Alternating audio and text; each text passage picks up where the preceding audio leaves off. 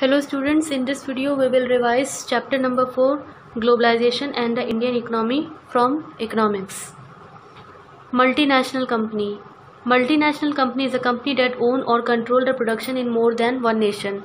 Student multinational company का मतलब होता है जब कोई भी कंपनी का प्रोडक्शन मतलब उसका कंट्रोल और प्रोडक्शन, उसका सामान बनाने का जो प्रोडक्शन काम करने का तरीका होता है, अगर एक से ज़्यादा कंट्री में होता है तो उस कंपनी को हम मल्टीनेशनल कंपनी कहते हैं।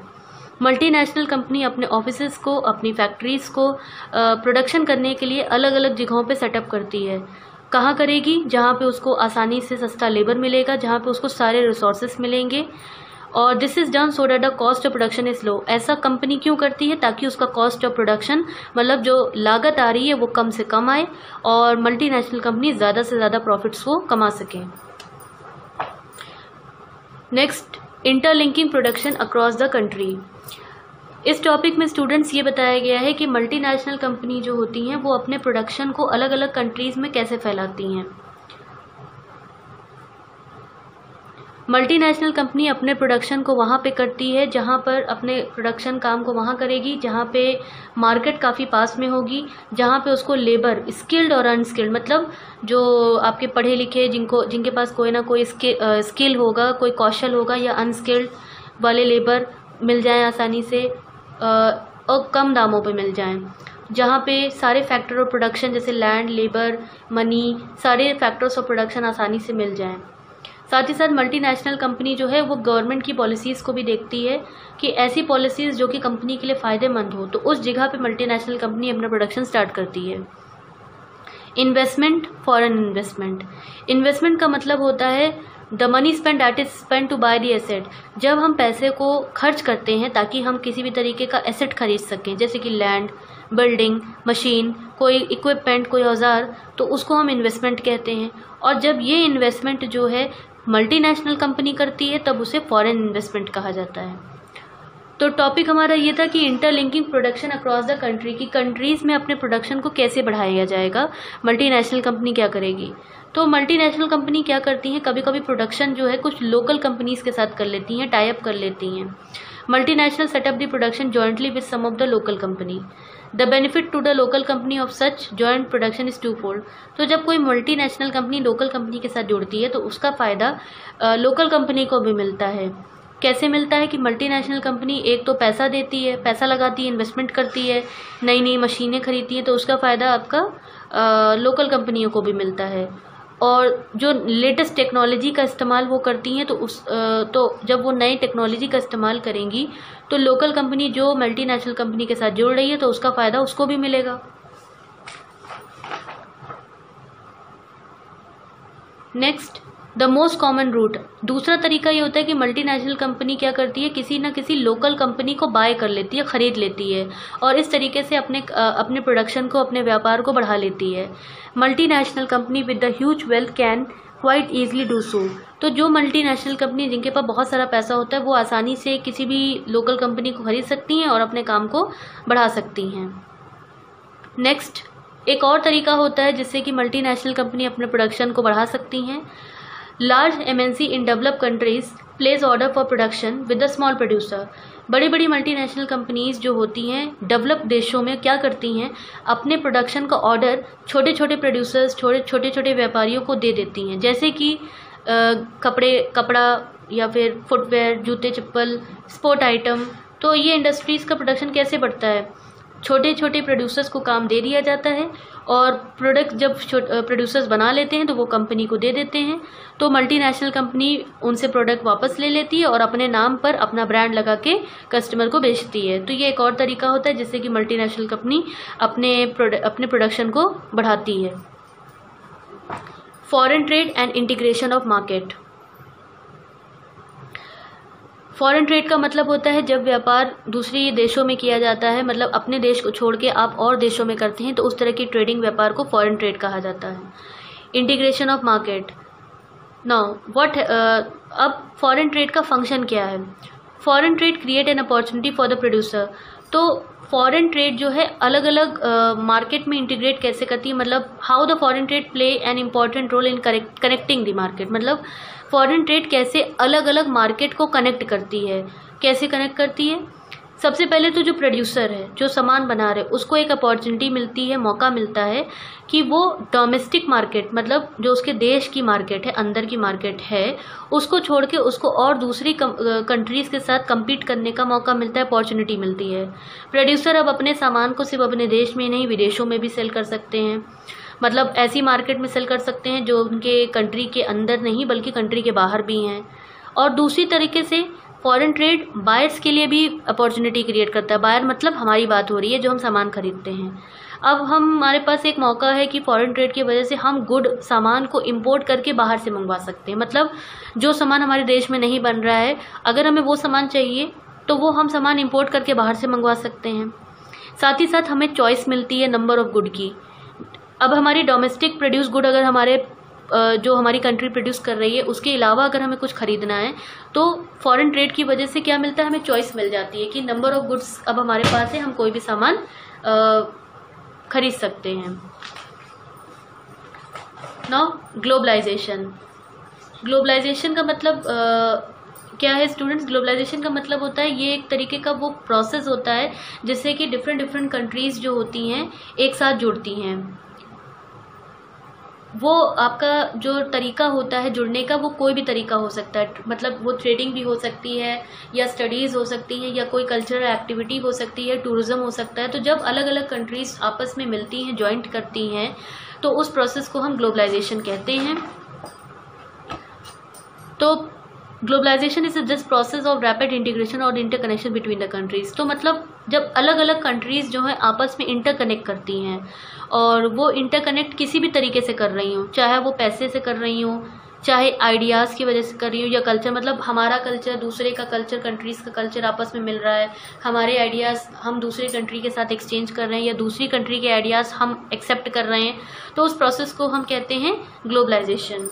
अब ऐसे कौन कौन से फैक्टर्स हैं जिसकी वजह से ग्लोबलाइजेशन हो पा रहा है?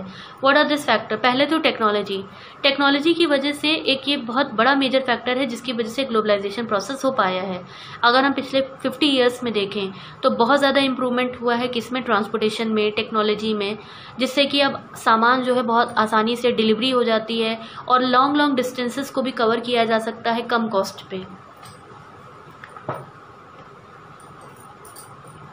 इंटरनेट हो गया, कंप्यूटर, टेलीकम्युनिकेशन और टेलीफोन, मोबाइल फ़ोन, फैक्सेस, ये सारे आपके कुछ फैक्टर्स हैं जिनकी वजह से ग्लोबलाइजेशन बहुत आसानी से हो पा रहा है। मतलब उन रिमोट एरियाज़ में, उन जगहों पे जहाँ हम पहले नहीं पहुँच सकते थे, उन रिमोट एरियाज़ पे, अंदर की जगहों पर, या फिर जो जिन जगहों पे पहुँचना बहुत मुश्किल होता था, तो इन सब फैसिलिटीज़ की वजह से आज हम उन जगहों पे आसानी से जा पा रहे हैं। इंटरनेट का एक एग्जाम्पल यहाँ पर दिया गया है। Internet has allow us to send the instant electronic mail. Internet की वजह से आज हम बहुत आसानी से ईमेल भेज पाते हैं, वॉइस मेल भेज पाते हैं, और बहुत ही कम कॉस्ट पे ये सब किया जा सकता है, जिसकी वजह से ग्लोबलाइजेशन बहुत आसानी से हो रहा है।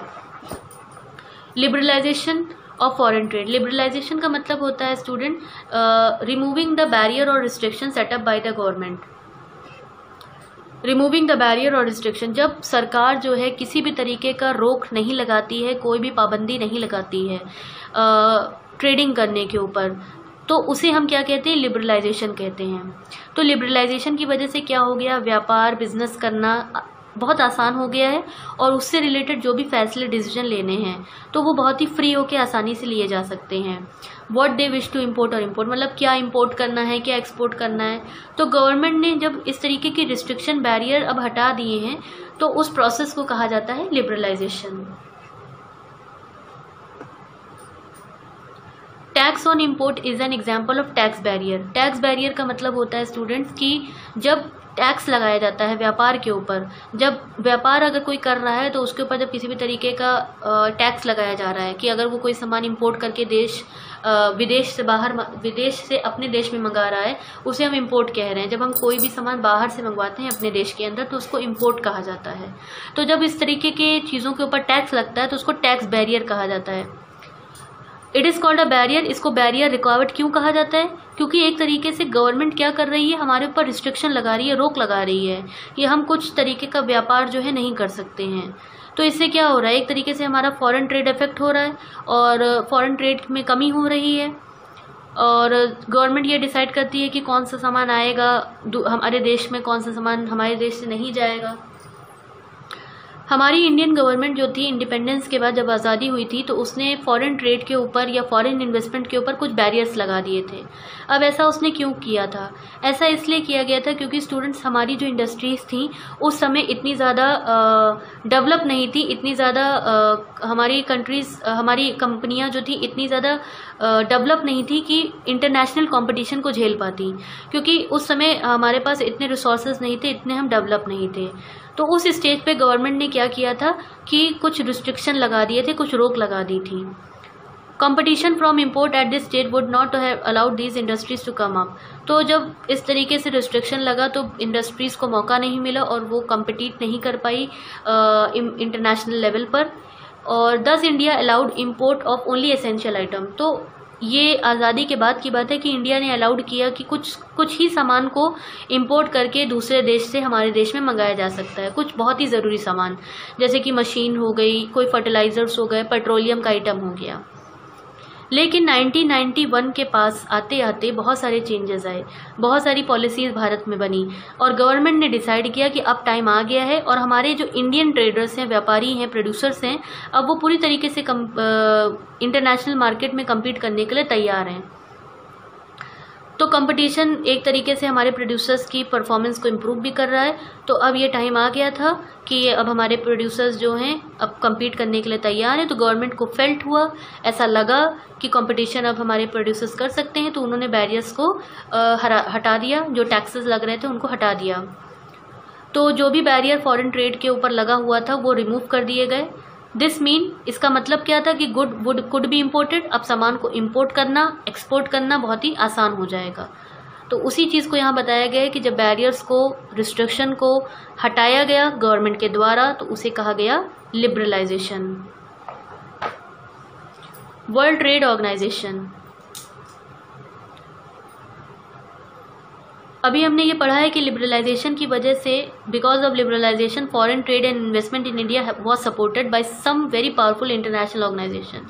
तो लिबरलाइजेशन की वजह से क्या हुआ कि हमारे इंडिया में जो भी फॉरेन ट्रेड इन्वेस्टमेंट हो रहा था तो उसको सपोर्ट करने वाली कुछ इंटरनेशनल ऑर्गेनाइजेशन थी।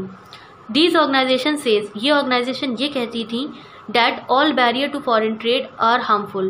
तो अगर ये ऑर्गेनाइजेशंस का ये कहना था कि कोई भी अगर ट्रेड या इन्वेस्टमेंट के ऊपर, फॉरेन ट्रेड के ऊपर अगर कोई बैरियर लग रहा है तो वो बहुत ही गलत है।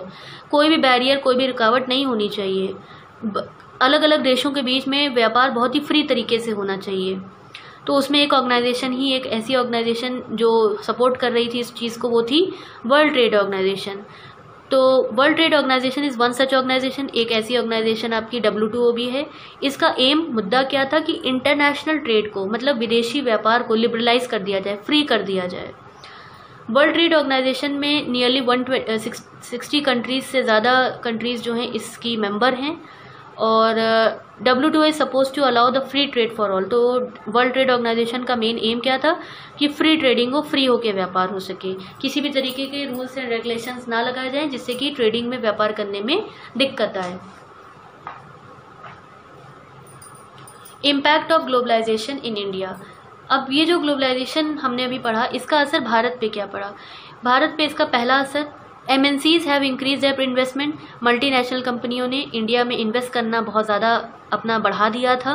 MNCs have been interested in industry. अब मल्टीनेशनल कंपनीज जो थी किस तरह की इंडस्ट्री में इंटरेस्ट लेती हैं, जैसे कि cellphone, automobile, electronics, soft drink, fast food, service such as banking. Now these product have a large number of well off buyer. क्यों? क्योंकि इस तरह के प्रोडक्ट से बायर बहुत ज़्यादा होते हैं। Also local company supplying raw material to these industries have prosperous. तो मल्टीनेशनल कंपनी ने इस तरह की इंडस्ट्रीज़ में बहुत ज़्यादा इन्वेस्टमेंट किया है जिसकी वजह से उनको बायर्स भी ज़्यादा इसके मिलते हैं, इसीलिए इसमें ये ज़्यादा इन्वेस्ट करती हैं। लोकल कंपनियां जो हमारे देश की होती हैं उनको भी बहुत फ़ायदा मिला मल्टीनेशनल कंपनी की वजह से। क्यों? क्योंकि लोकल कंपनियां जो होती हैं वो रॉ मटीरियल जो है इन कंपनीज़ को सप्लाई करती हैं। सेकेंडली, दूसरा असर क्या हुआ, ग्लोबलाइजेशन का इम्पैक्ट क्या पड़ा इंडिया की कंपनियों के ऊपर? Top Indian company have been able to benefit from the increase competition. India की जो टॉप लेवल की कंपनीज थी उनको बहुत ज़्यादा बेनिफिट, बहुत ज़्यादा फ़ायदा मिला। किसकी वजह से? क्योंकि कंपटीशन में वो भी पार्टिसिपेट कर रही हैं। They have invested in new technology. अब ये कंपनियां टेक्नोलॉजी, प्रोडक्शन को कैसे बढ़ाना है, कैसे प्रोडक्शन को स्टैंडर्ड तरीके से करना है, इन सारी चीज़ों में इन्वेस्ट कर रही हैं। साथ ही साथ ग्लोबलाइजेशन की वजह से बड़ी बड़ी इंडियन कंपनीज़ को एक मौका मिला कि वो मल्टीनेशनल कंपनीज़ के साथ टाई अप कर पाएँ।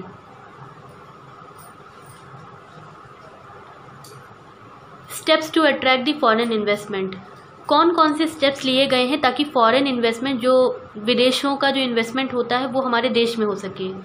रिसेंट कुछ सालों में सेंट्रल और स्टेट गवर्नमेंट जो हमारे भारत की है उसने बहुत सारे स्टेप्स लिए हैं ताकि फॉरेन कंपनियों को हमारे देश में इन्वेस्ट करने के लिए बुलाया जा सके।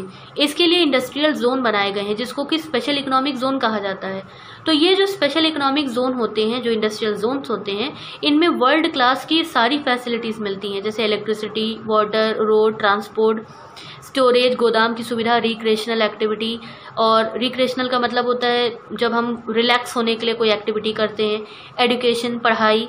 कंपनी जो कि अपने प्रोडक्शन की यूनिट्स को इन जोन में सेटअप करती हैं, उनको कोई भी टैक्सेस इनिशियल पीरियड मतलब 5 साल के लिए कोई भी टैक्सेस पे नहीं करने पड़ते हैं।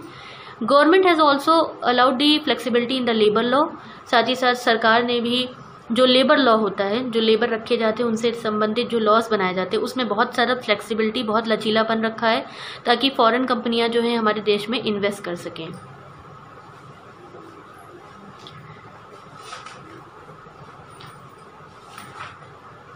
The chapter is over. Thank you.